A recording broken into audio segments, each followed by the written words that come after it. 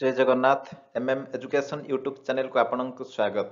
ଏହି ଭିଡିଓରେ ଭୂଗୋଳ ସମ୍ବନ୍ଧିତ କିଛି ପ୍ରଶ୍ନ ଏବଂ ଉତ୍ତର ଆଲୋଚନା କରାଯାଇଛି। ପ୍ରଶ୍ନ ଅଶ୍ମମଣ୍ଡଳର ଉପରି ଭାଗକୁ କ'ଣ କୁହାଯାଏ?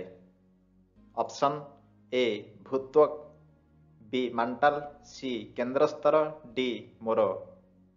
ଉତ୍ତର ଏ ଭୂତ୍ୱକ। କାହାର ନିମ୍ନରେ ମାଣ୍ଟାଲ ବା ମେସୋସ୍ଫିୟର ଅବସ୍ଥିତ? ଅପସନ୍ ଏ ବାରିମଣ୍ଡଳ, ବି ଅଶ୍ମମଣ୍ଡଳ, ସି ଜୈବମଣ୍ଡଳ, ଡି ବାୟୁମଣ୍ଡଳ। ଉତ୍ତର ବି ଅଶ୍ମମଣ୍ଡଳ। ପୃଥିବୀର କେଉଁ ସ୍ତରଟିକୁ କେନ୍ଦ୍ରସ୍ତର କୁହାଯାଏ? ଅପସନ୍ ଏ ଆଭ୍ୟନ୍ତର, ବି ବାହ୍ୟ, ସି ମାଣ୍ଟାଲ, ଡି ଭୂତ୍ୱକ। ଉତ୍ତର ଏ ଆଭ୍ୟନ୍ତର। ଜୁଆର ମତବାଦର ପ୍ରଣେତା କିଏ?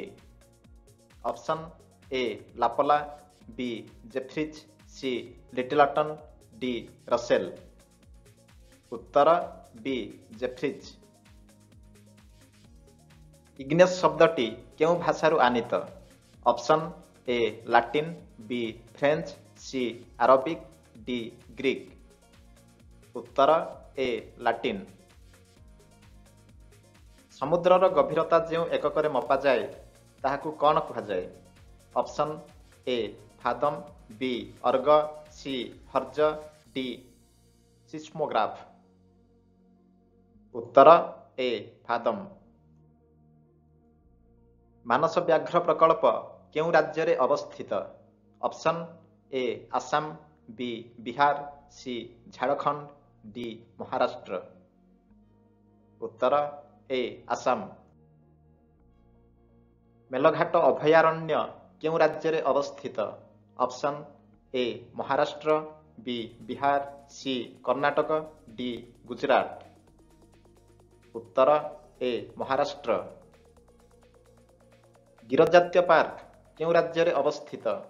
Option A Bihar, B Odisha, C Gujarat, D Maharashtra. ଉତ୍ତର ସି ଗୁଜରାଟ। ପାଲାମୁ ବ୍ୟାଘ୍ର ପ୍ରକଳ୍ପ କେଉଁ ରାଜ୍ୟରେ ଅବସ୍ଥିତ?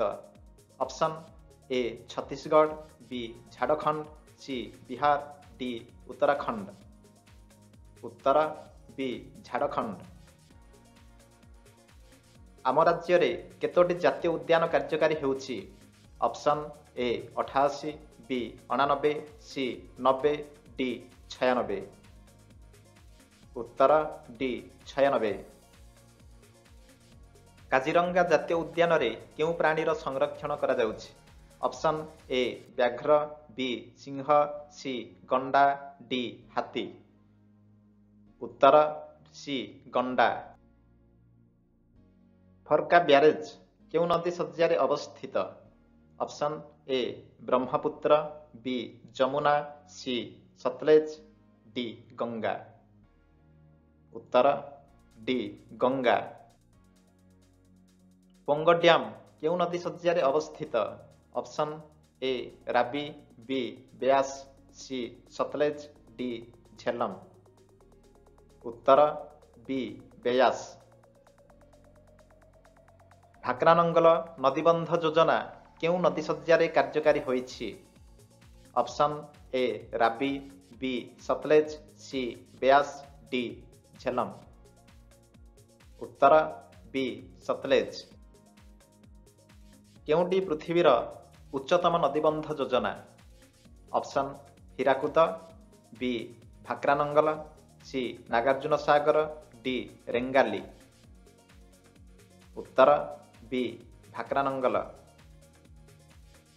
କେଉଁଟି ଭାରତର ପ୍ରଥମ ବହୁମୁଖୀ ନଦୀବନ୍ଧ ଯୋଜନା? Option A Hirakud, B ଭାକ୍ରାନଙ୍ଗଲ, C Damodar, D Nagarjuna ସାଗର। ଉତ୍ତର ସି ଦାମୋଦର। କେଉଁଟି ପୃଥିବୀର ଦୀର୍ଘତମ ନଦୀବନ୍ଧ ଯୋଜନା? Option A ଭାକ୍ରାନଙ୍ଗଲ, B Damodar, C Rengali, D Hirakud. ଉତ୍ତର ଡି ହୀରାକୁଦ। ଭାରତର ସର୍ବପୁରାତନ ତୈଳ ବିଶୋଧନାଗାର କେଉଁଠାରେ ଅବସ୍ଥିତ? Option A Visakhapatnam, B Digboi, C Barauni, D Mumbai. उत्तर बी दिग्बोई। केउं परमाणु शक्ति केन्द्र कर्णाटक रे अवस्थित? Option A Narora, B Tarapur, C Kaiga, D काक्रापरा।